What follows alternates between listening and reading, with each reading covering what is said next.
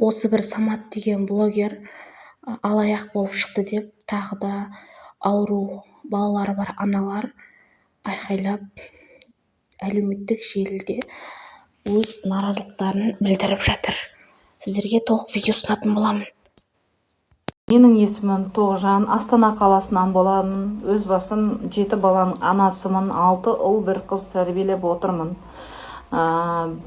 Тұтас отбасымыз, Менің мынау қолымда отырған Сүлейман деген 6-шы ұлым 2020 жылы карантин мезгілінде 25-26 неделесінде өмірге келіп, бұл бала енді тяжелый инвалидности бар бала. Бұл баланы осы күнге дейін мен өзіміздің қолымыздан келгенше емдеп апармаған жеріміз қалмады деп айтсам болады. Қазақстанның ішінде барлық жаққа апардық, емдеттік, көрсеттік. Біздің бірақ медицинаның күші келмейді. Былтыр 1 жыл бойы жаңа министрлер үйіне барып та көмек сұрап, квота сұрап көрдім, бірақ мемлекеттен көмек болмады. Содан кейін ең соңында осы 2025 январында осы балама арнап Instagram парақша аштым. Сол парақшамды көріп, маған Самат деген блогер жігіт келіп көмектесемін деп, осы баланың сборын до конца көмектесіп беремін деп бізге айтқандықтан біз ол жігітке сеніп видеоларға түстік. Ол жігіт бізді үйге келіп тұрып, бізді видеоға түсірді. Баламның жағдайын көрді, көзі көрмейтінін көрді. Осындай мүлдем мойын ұстамайды, сөйлемейді, жасы 6-ға келсе де осындай жағдайда болып жатқанын көрді. Самат блогерді көбінесе тиктоктан көретінмін. Ол өзінің детский домда өскенін, көптеген қиыншылық көрген айтып, қаншама халықтан осылай сор жинап жүргенде мен бұны өте керемет жан деп ойладым. Бірақ енді ана әйел көріп тұрсыздар ғой, ерекше баласы бар әйелдің айтқан сөзінен кейін неге сор жинайтын адамдардың барлығы ақша үшін арын таптап, Алладан аттап жатыр. Алдыға таяп қалдық қой енді. Содан маған жылаңыз, былай жылаңыз, үйтіп жылаңыз, отырып жылаңыз, отырып тізерлеп отырып, қолыңыз өстіп қойып тұрып жылаңыз деп маған сөйтіп указ беріп, сізден де басқа адамдарым бар, тез істейіңіз деп сөйтіп видеоларға түсіріп, не керек сол кезде маған 2,5 миллион ба сондай жиналады, өзі 3 миллиондай жиналады. Сол ақшаның қолына 1,370,000-ды былай санап берем, еще бір 500,000 теңгедей переводпен жібереді екенмін. Сонда өзіме түк қалмайды деген сөз қойып.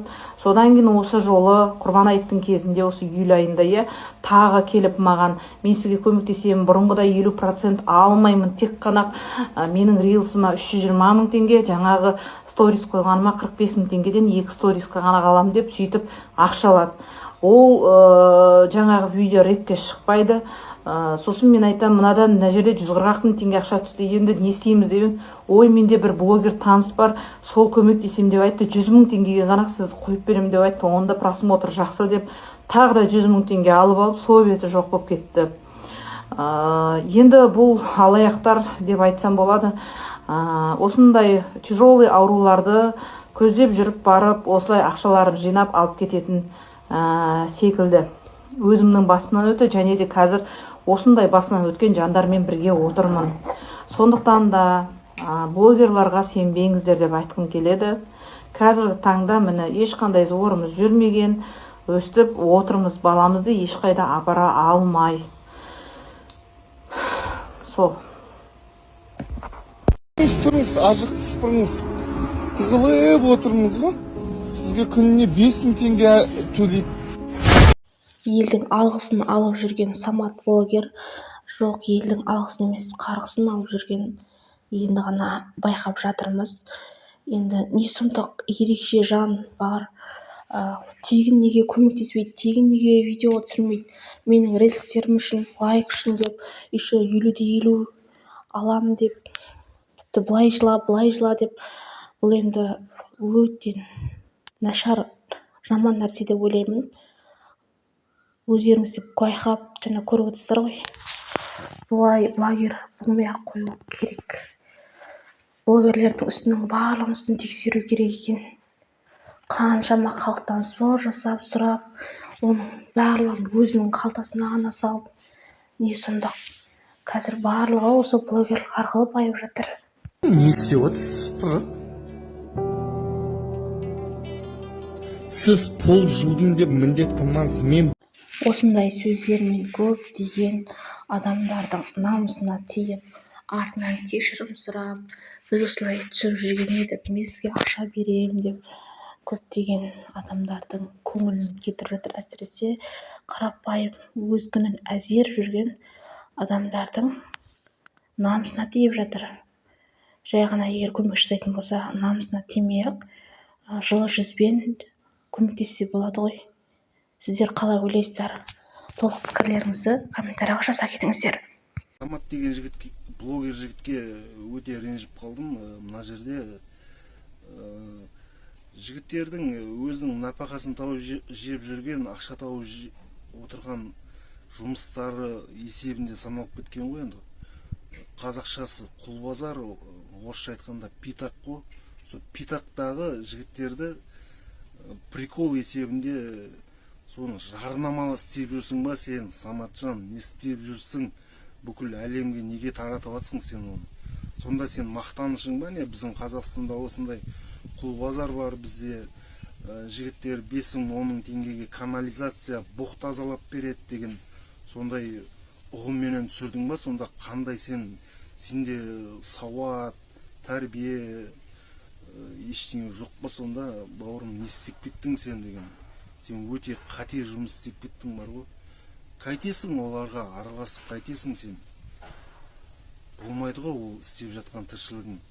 Мысалы үшінге машинамен келеді, блатной болып келеді, өздерінің мобилографтары бар, камераға түсіретін жігіттері бар, келіп түсіріп. Ол жігіттер, байғұстар түсінбей тұр ғой, машина келді, камера түсіріп атқан біліп атқан жоқ. Келіп, жұмыс бар, істейсіңдер ма? Бір адам ғана керек. Сосын бәрі келіп, әйтеуір бірдеме ақша тауып қалармыз деп, жан-жақтан қаумалап келіп қалады да, сұрап жатыр сонда. Не жұмыс істесе, бұқ тазалау керек, бірақ қана адам керек маған дейді. 10 мың теңге берем дейді. Біреуін прикол қылып тұр, керек болса 3 мың теңге берем деп тұр да. Канализация тазалау керек, бұқ тазалау керек дейді да, қараңыз. Істеп тұрған тіршілігің не тіршілік анау деген бар ғой. Сен жігіттерді неге прикол қылып тұрсың ба, или жарнамалап тұрсың ба? Бізде құлбазар бар Қазақстанда деп ба? Сен қандай басыңмен түсіріп жатсың? Қандай ақың бар сен түсіруге оларды? Он бір Алла біледі сенің қандай халде түсіп қалатыныңды. Білесің ба, мен де білмеймін оны, мысалы үшін. Мүмкін ертең мен де тұратын шығармын ол жерде. Егер де сондай жерде блог түсіруге келетін болсаңдар бар ғой, беттеріңді бар ғой, теп-тегіс қылып тегістеп жіберем бар ғой. Точнысын айтам. Жындыға түспей жүрген шығарсыңдар сендер. Конкретно жынды біреуге түспей жүрсіңдер да сендер. Таяқ жеп кетесіңдер. Қазір адамдардың барлығы нервіне. Өліп қаласыңдар болмаған жерден жігіттер. Блогер сымақтар қойыңдар ондай тіршіліктерін, жарнамаларын. Жігітсіңдер ма? Жігітсіңдер ғой, ақшаларың бар, бар ма? Сонау жігіттер отыр ма? Бауырым, бергешті, шақырып ал, камераға түсірме, қайтесің түсіріп сен? Жігітсің ба, еркексің ба? Кеттік, көмек беремен сізге, брат, дені. Жұмыс деп, бұқ тазала деп, жұмыс бар істейтін деп, сен қайтесің прикол қылып? Брат, жүрші, неше балаң бар, сұрап ал, сөйтіп, жүр, мен саған бүгінгі продукт алып берем, я болмаса, жүр, брат, мен сені киіндіріп жіберем. Еркек болсаң сондай істе да. Қайтесің жарнамалап, бүкіл әлемге жарнама қылып жүрдің ғой сен деген. Қандай не тіршілік істеп жатқан өзің білмейсің сен деген. Еркектік жұмыс істеңдерсе, енді айналып келіп түсіретін нәрсе таппадыңдар, келдіңдер да енді сол питақтап отқан жігіттерге тиісіңдердіңдер ғой. Сорлық құрып кеткен жігіт екенсіңдер бар ғой, негізінде бар. Болмайтын тіршілік істедің сен деген. Самат блогер деп жазыңыздар, қараңыздар, ана жерде бар ғой, подзорный істеп тастағандай. Мен намысыма келіп, соны бар ғой, мен намысыма келді бар ғой сол. Сен қайтесің, қақың да жоқ сен оларды түсіруге, шын айтқанда. Сен қақың жоқ түсіруге. Қайтесің сен түсіріп?